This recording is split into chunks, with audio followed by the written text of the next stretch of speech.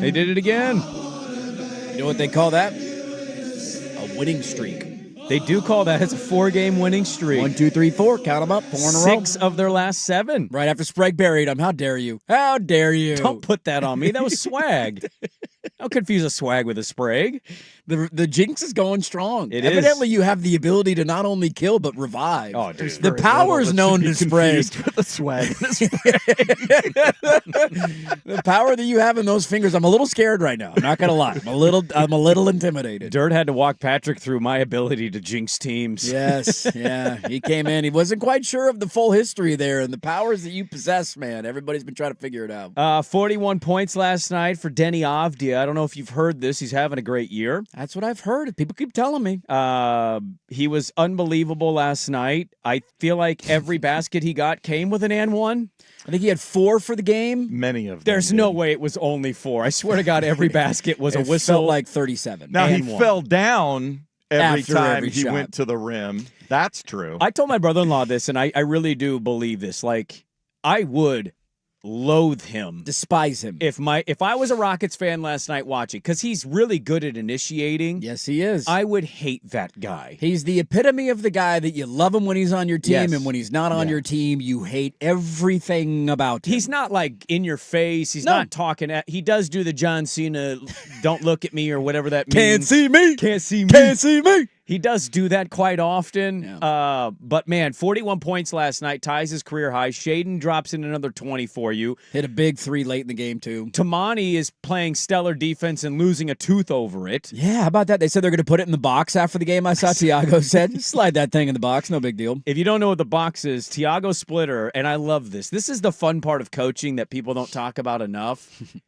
It's trying to be creative and have fun with your team, and he has created a defensive box. Yes. And every night, they announce who their player of the game is, and they put the name in the box. The box is locked. He has not told anybody what happens at the end of the year, but something about this box will elicit either a prize or something.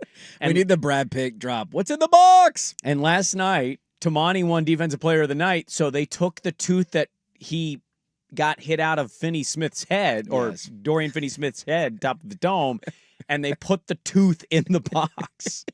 Just great. Just going to hang out in there for another couple of months? I Oh. mean, you got all these names and pieces of paper. You reach in there, you got a tooth, too? Well, and then it comes down to the wire. The Blazers don't play particularly stellar basketball in the fourth quarter. The Rockets come back in the second half. They're down 10. They cut into the lead. They go into the fourth quarter.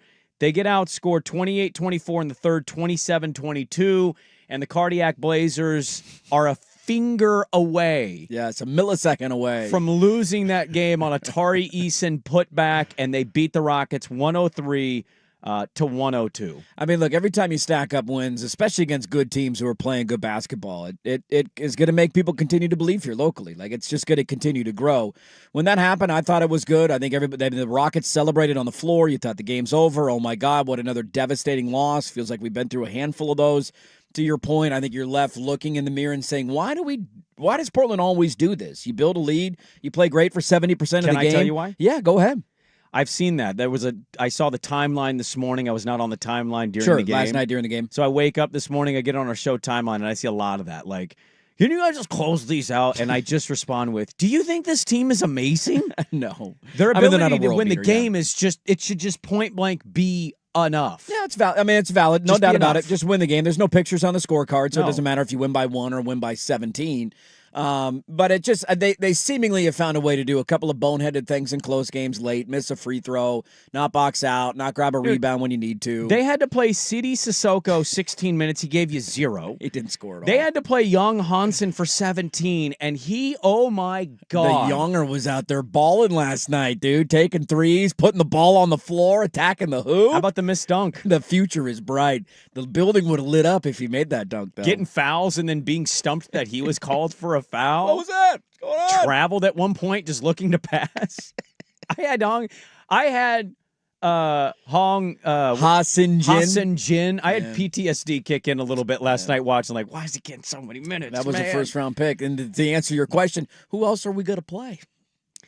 What else do we got, Bob? Caleb Love gave you something yesterday. He did. He got off to a good start, 10 hit some points. shots early. I don't think he'd do. I don't know how many he scored in the second half. He trailed off in the second. He shot 4-12. He helped you out early in the game, kind of settle in. I mean, look, the reality for this team night in, night out is if Denny's elite, you got a chance to win, and if you just get something from everybody else, you'll have a Donovan puncher's didn't have chance. a great game. He didn't have a great game, but he still, I think Casey had, I don't know. 2 of 6 from 3. Yeah, and I don't know what it ended up being in total, but Casey had a tweet that I was just perusing the timeline while watching the game where he basically said since the start of December, so we're now going on, a month and We're a going week. on month 2. Over a month, he's shooting over 50% from 3. Well, he started out 2 for 2. And I think it was after those two, so maybe you're, ebbed a little bit below that. But then again, you're talking about a large sample size there of a guy who's shooting the ball really well. I mean, I know he didn't make a ton in the back half of the game, but he's finding a way to have an impact on the offensive end. Did you see Tari Eason's postgame? I did not see what Tari Eason said postgame. So they asked him, because I don't know how many. I'll go count. I'll take your word that he got 4 and 1s, but it really felt like he had 6 or 7. It felt like a lot. And Tari Eason was asked by the media scrum,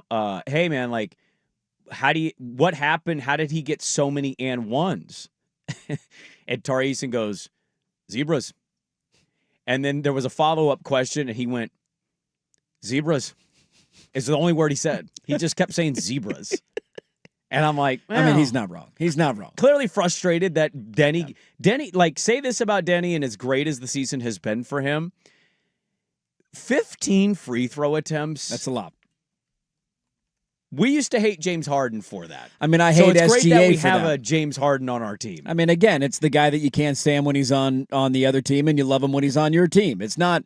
Look, it's not the prettiest brand of basketball to watch. It's not the most aesthetically pleasing brand of basketball to watch. It's just bulldozing your way in. I'm going to get the ball, and I'm going to go to the paint, and you're probably going to foul Yes. me, and they're probably going to blow a whistle. And if I happen to make this layup, guess what? We're going to get an and 1 out of this bitch. And that's just the brand of basketball that he plays. And to this point, and because of how physical and how aggressive he is, there's not really much the defenses can do. I understand their frustration and fouls that get called. I understand Eason after the game, like, man, they're blowing the whistle constantly. Like, that's the reason Deni Avdija had a dominant game and we couldn't stop him. But there's also more to it than that, right? Like, he's shooting the ball a little bit better than we maybe thought coming into the year. He's been incredibly efficient from the floor. And then you add in the fact that he's getting to the free throw line that many times on the majority of games that he's playing. Oh, yeah. I mean, he's a wagon right now, man. Yeah, he's all NBA level. Yes. There's not even a doubt in my mind. He's playing at an all NBA level right now. He was awesome last night, tying his career high 41.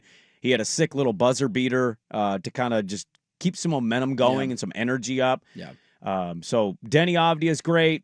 Portland wins 103 to 102. They actually take on the Houston Rockets again. I was nailing the play-by-play with my wife in bed. Excuse me, what? Well, we were watching this game in my bedroom. I was thinking of dudes.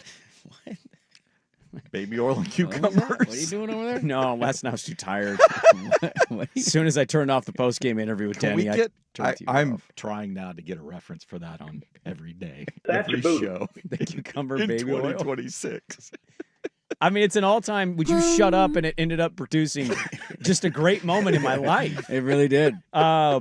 So I'm watching this game, and the wife is studying for a test she's take for work, and I'm just saying out loud, "Don't shoot it, you idiots! You can't make anything." And the Rockets might have missed 8 straight. Like, oh, that's a miss. Yep. Clank, Clank. That's Oh, was a that the miss. possession Clank. where they got like 5 straight Yes, offensive over rebounds? and over Yes. and over again. This is the part of the NBA where I agree with some sports fans. Like, when you're shooting 8 of 36. They clearly were not going to hit threes You know who last could? night. You know what the Rockets could actually use? 22%. C.J. McCollum. They could use a bucket getter for sure. Yeah. I think the Fred VanVleet injury happening right before the year just Destroyed them. crushed him. Yeah. Yeah. Because that contract ain't cheap, dude. I also No. don't know, like, you know me. I'm not watching a lot of non-Blazer NBA. And to my knowledge, it's the first time we played Houston, or have we played them before? Did we play them in Houston earlier this year? I thought we had I think we one played game one other game against them in time. November. Well, That's what I anyways, thought. I always have takeaways of teams when I see them for the first time or maybe second time. And the other takeaway was Reed Shepherd. Oof, buddy.